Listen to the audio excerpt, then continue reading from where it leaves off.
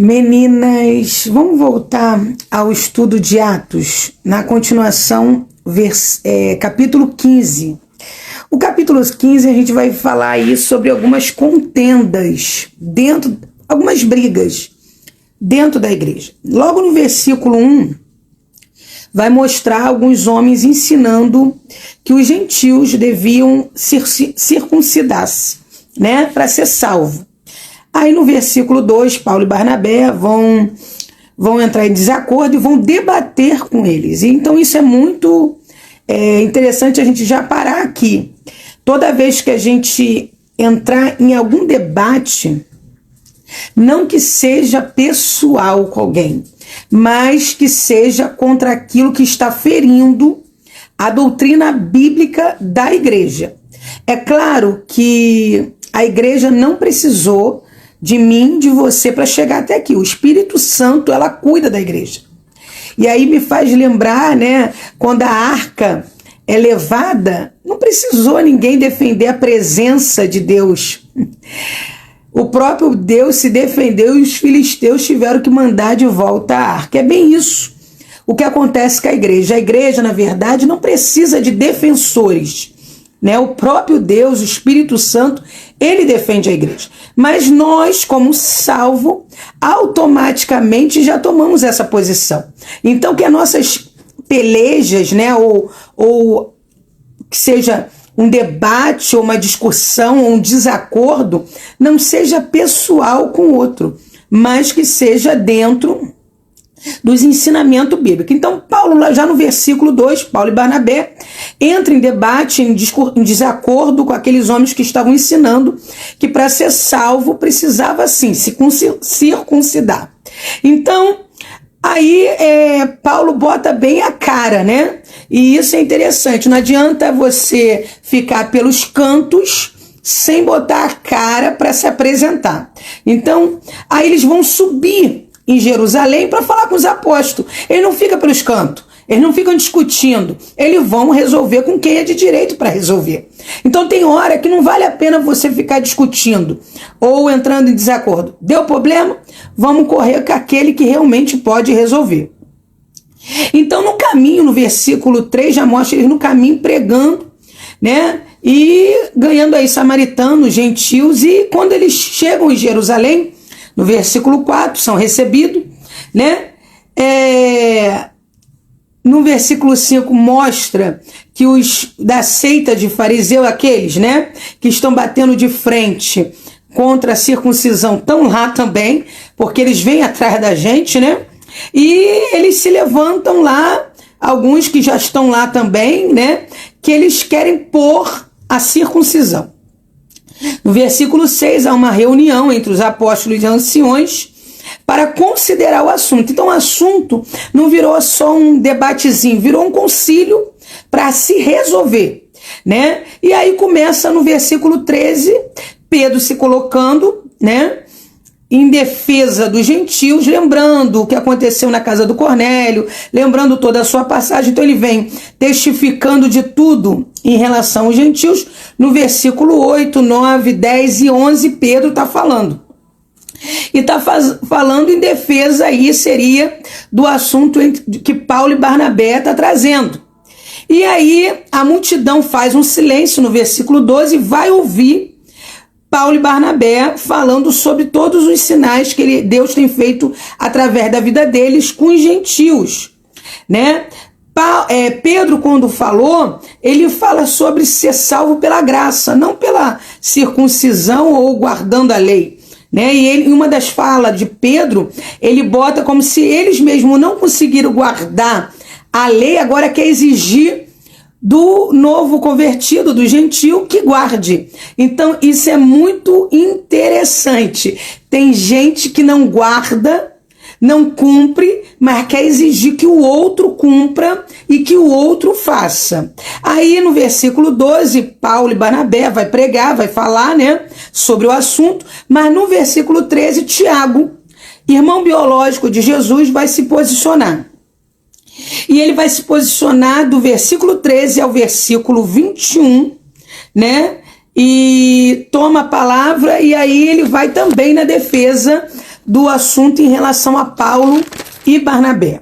Aí no versículo 22, os apóstolos e os anciões, todos reunidos juntos, têm uma decisão e agora eles vão enviar 2 homens acompanhando Paulo e Barnabé para Antioquia para dizer o que ficou decidido, porque se eles não acreditassem na palavra de Paulo e Barnabé, acreditaria nos 2 homens. E no versículo 23, eles enviam uma carta.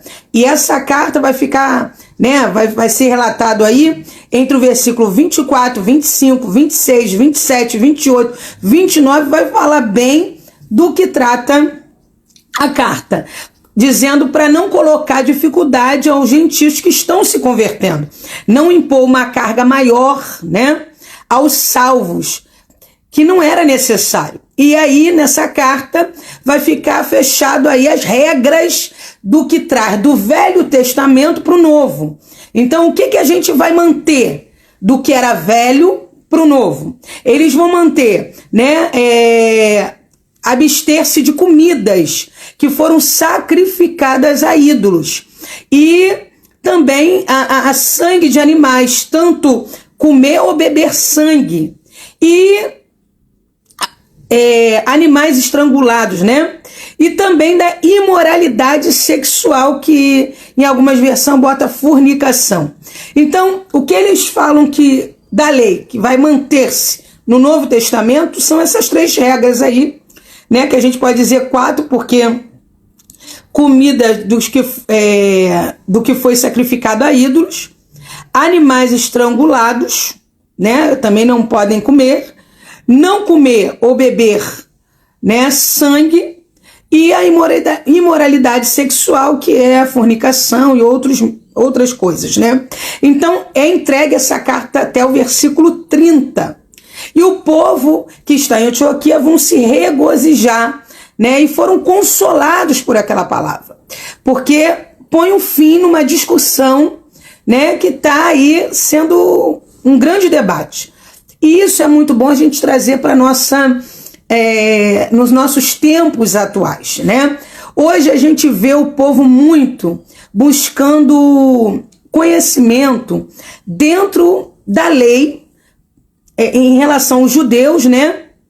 Eu não sou contra a gente aprender sobre o costume dos judeus, a gente vai entender um pouquinho melhor algumas coisas dentro da palavra, né? Dentro da palavra, mas você trazer alguns rituais do judaísmo para a igreja tem que ter muito cuidado, porque é como se você estivesse trazendo de volta o que já foi resolvido lá atrás, né? A gente aprender sobre o judaísmo, a gente aprender sobre alguns costumes do povo hebreu, de Israel, a sua cultura, e entender um pouco na visão da Bíblia, ok. Mas quando a gente começa a trazer alguns rituais que não existem para a igreja, isso daí a gente está ferindo. E a gente está, na verdade, aí se colocando, né, como um empecilho. E tem gente achando isso maravilhoso. A igreja, ela não precisa dos rituais do judaísmo. A igreja, ela precisa simplesmente viver aquilo que Cristo mandou ela viver. Então, para de pegar alguns costumes do judaísmo e trazer para o tempo da igreja. Aí, versículo 31, eles vão se regozijar, vão ser consolados. Verso 32, né, do capítulo 15, Judas e Silas vão fortalecer o povo, que eles foram enviados junto com a carta para ser testemunha de Paulo e Barnabé.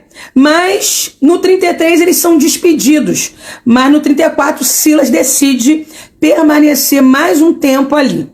Aí no versículo 35, Paulo e Barnabé permanecem ensinando em Antioquia, e no 36 eles decidem voltar para visitar os irmãos, né?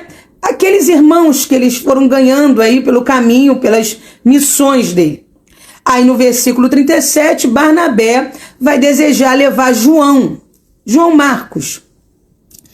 E No versículo 38, Paulo vai dizer para ele que não, porque João Marcos tinha abandonado eles em Panfilha. E aí uma desavença, né, entre Paulo e Barnabé. Você vê que o capítulo quase todo eles estão ali juntos em defesa de um assunto, mas agora eles vão entrar em desacordo dentro de um assunto entre eles. E aí no versículo 39, devido a essa controvérsia, eles vão se separar. Barnabé vai com João Marcos para Chifre e Paulo vai pegar Silas e vai para Síria e Cilícia. E aí eu quero trazer em prol, em quê? Né? Para a gente fechar aqui o capítulo 14. De repente, você fez a obra há muito tempo com alguém, né? Mas quando há uma controvérsia ou quando há um desacordo e não dá para continuar, se separe. Mas não é para ser inimigo, não é para você malhar o outro, não é para você simplesmente se tornar como inimigo daquela pessoa. Não, já fizeram a obra junto, né? E na verdade, nessa divisão aqui, quem cresce é o evangelho, porque Barnabé vai com Marcos para um lado, Paulo vai com Silas para o outro, Marcos vai crescer de uma forma tremenda, tanto é que lá na frente Paulo mesmo vai falar, manda Marcos, meu colaborador, né, muito útil. Então, quer dizer, ele não insistiu, mas Barnabé insistiu, e lá na frente João Marcos, que é um dos escritores do Evangelho, né? Ele vai aí ser um dos líderes, né? Na verdade, está na liderança aí da igreja do Senhor, mas porque alguém investiu nele, e foi Barnabé. E Paulo também vai fazer crescer quem? Silas. Então há uma divisão, mas há uma divisão sem inimizades. Há uma divisão em desacordo com o que a gente pensa em relação a um determinado assunto. Então, que você avalie o capítulo 15, né, entre essas contendas, entre essas brigas, mas que você aprenda dentro desse capítulo, né, que existe casos que a gente se posiciona, né, e que a gente enfrenta um ensinamento, mas existem casos que simplesmente, como Paulo e Barnabé, é só uma divisão, né, entre duas pessoas ali, mas não vai ferir a igreja. Então não há uma contenda ali para que haja tantas situações. Então vamos avaliar o que aconteceu, né, em Atos capítulo 15 como exemplo para a nossa vida. Tem pessoas que fez muito conosco, mas agora não vai caminhar conosco nesse novo tempo. Amém por isso, mas nem por isso se tornou inimigo da nossa vida.